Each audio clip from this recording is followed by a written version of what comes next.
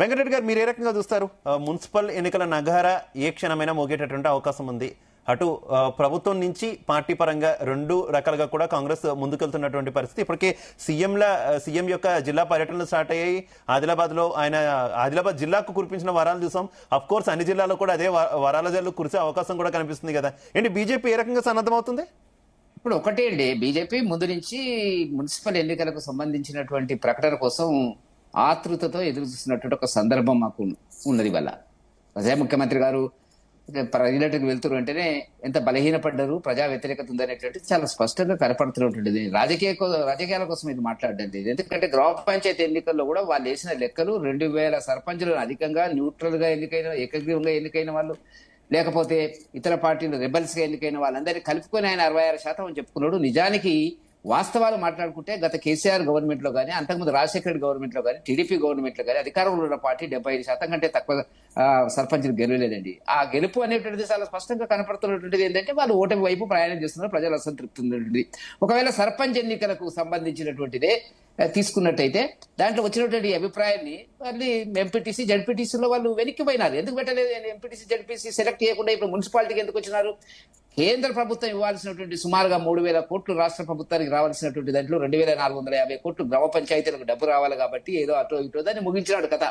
ఇప్పుడు 550 కోట్లు మున్సిపాలిటీలకు రావాల్సింది. కేంద్ర ప్రభుత్వం మోదీ గారు ఇస్తున్నటువంటి డబ్బు సుమారుగా నా లెక్కలో మిత్రమా ప్రతి చిన్న గ్రామ పంచాయతీ కూడా 20 లక్షల నుంచి 50 లక్షలు 70 లక్షలు వచ్చేటువంటి అవకాశం ఉంది. 2-2.5 సంవత్సరాలుగా బాకీ ఉన్నటువంటి మొత్తం నిన్న కేంద్ర మంత్రి కిషన్ రెడ్డి గారు ప్రకటించడం జరిగింది. వెంటనే ఇప్పుడు 1000 కోట్ల రూపాయలు వస్తున్నది. ఈ మార్చి లోపల 26 మార్చి లోపల మిగతా డబ్బంతా కేంద్ర ప్రభుత్వం మోదీ గారు పరిపాలనలో అవి రాష్ట్ర ప్రభుత్వానికి అందబోతున్నాయి అనేటువంటిది ప్రజలకు మీ ద్వారా మేము తెలియజేస్తున్నటువంటి ఒక సందర్భం. పోతే ఇప్పుడు మీరు అన్నారు ఏం చేసిండని రేవంత్ రెడ్డి గారికి ఓటేస్తారండి? పట్టణ ప్రజలు, విజ్ఞులు, మేధావులు, ఉద్యోగస్తులు, రిటైర్మెంట్ అయినటువంటి వాళ్ళు, ఆలోచన పరులు, వీళ్ళందరూ కూడా ఆలోచనలు కనపడుతున్నటువంటిది ఏంటి? గత 10 సంవత్సరాల టీఆర్ఎస్ గవర్నమెంట్ చూసినారు. వాళ్ళు ముందుగా అర్థమైంది, వాళ్ళకు పక్క కూర్చుని పెట్టినారు. ఇవాళ వీళ్ళకి సంబంధించినటువంటి విషయం కూడా ఏం జరిగింది అనేటువంటిది నేను ఎక్కువ బోను.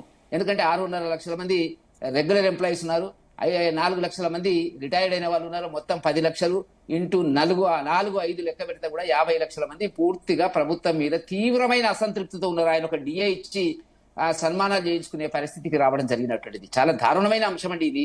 ఎందుకంటే 5 డిఏలు ఇంకా డ్యూ ఉన్నవి, బాకీ ఉన్నవి, పిఆర్సీ లేదు వాళ్ళకు. వాళ్ళు 36 మంది రిటైర్ అయిన ఉద్యోగస్తులు చనిపోయినరండి. గతంలో మనం రైతులు చనిపోయినారు, విద్యార్థులు చనిపోయినారు తెలంగాణ కోసం. ఇప్పుడు ఉద్యోగస్తులు రిటైర్ అయినాక చనిపోతున్నారండి. విచిత్రమైన పరిస్థితి. నేనేమంటున్నా అంటే ఇవల్ల పూర్తి వ్యతిరేకత వాళ్ళకు ఉన్నది.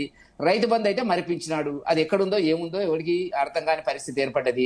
మహిళలకు ఇవ్వాల్సినటువంటి ఇవన్నీ కూడా పట్టణ ప్రాంతాల్లో ఉండేటువంటి ప్రజల మీద తీవ్రమైన ప్రభావాన్ని కనపడతాయి కాబట్టి, చూపిస్తాయి కాబట్టి ఆయన తప్పదు అనుకునేటువంటి పరిస్థితి లోపల ఎన్నికలకు పోవడం అనేటువంటిది జరుగుతున్నటువంటిది. కాబట్టి భారతీయ జనతా పార్టీ సమాయత్తమైంది. పట్టణ ప్రాంతాల్లో మాకు మున్సిపాలిటీలలో మేము ఎవరు ఏమనుకున్నా కూడా మేము ఏకఛత్రాధిపత్యంగా గెలుస్తున్నాము. ఇప్పుడు మహారాష్ట్రలో వచ్చిన ఫలితాలు చూడండి, దాని ప్రభావం కూడా ఉంటది. కాబట్టి భారతీయ జనతా పార్టీ అన్ని రకాలుగా ఎదుర్కోవడానికి సిద్ధంగా గత 2 మాసాలు. మహారాష్ట్ర అంటే మహారాష్ట్ర మీరు అధికారంలో ఉన్నారు, ఇక్కడ అధికారంలో లేరు కదా. మొన్న పంచాయతీ ఎన్నికల్లో కూడా అంత ప్రభావం చూపించలేదు. మీరేమో మేమే ప్రధాన ప్రతిపక్షం అంటున్నారు, కానీ ప్రధాన ప్రతిపక్షం స్థాయిలో రావాల్సినటువంటి పంచాయతీలు కాదు కదా అది సంఖ్య. నేను అదే చెప్తా, మీరు మీడియాలో దయచేసి ఇది తప్పుడు ప్రచారం చేయకండి. మాకు గతంలో 2018లో 163 సర్పంచ్ స్థానాలు ఉన్నాయి. ఇవాళ దగ్గర 1000 స్థానాలు మేము గెలవడం జరిగింది. అట్లాగా వెంకటరెడ్డి గారు ఓకే, గతం కంటే బెటర్ అయ్యారు. కానీ తెలంగాణలో మేమే ప్రత్యామ్నాయం, వచ్చే ఎన్నికల్లో అధికారంలోకి వస్తాం, మేమే ప్రధాన ప్రతిపక్షం అన్న వారికి వచ్చేటటువంటి సంఖ్య అది. బెటర్ అయ్యారు, ఒప్పుకుంటాం.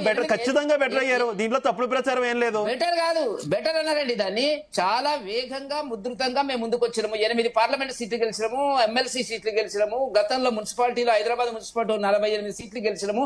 ఇప్పుడు కూడా మా తడాకా చూపిస్తామండి. గ్రామ పంచాయతీ ఎన్నికలలో మా స్థానం ఎక్కడుందో మాకు తెలుసు. ఇవాళ 6 రెట్లు 7 రెట్లు పెరిగింది.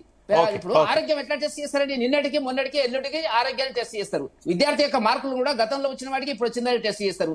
మీరు వాటి కంపేర్ చేస్తే ఏమొచ్చిందో మొదలు చెప్పండి. కాంగ్రెస్ ఏమొచ్చిందో మీరు చెప్పండి. సీనియర్ జర్నలిస్ట్ కదా, మీరు అబ్జర్వ్ చేస్తున్నారు కదా. ఎన్ని సీట్లు ఎన్ని సర్పంచులు గెలిచారో చెప్పండి.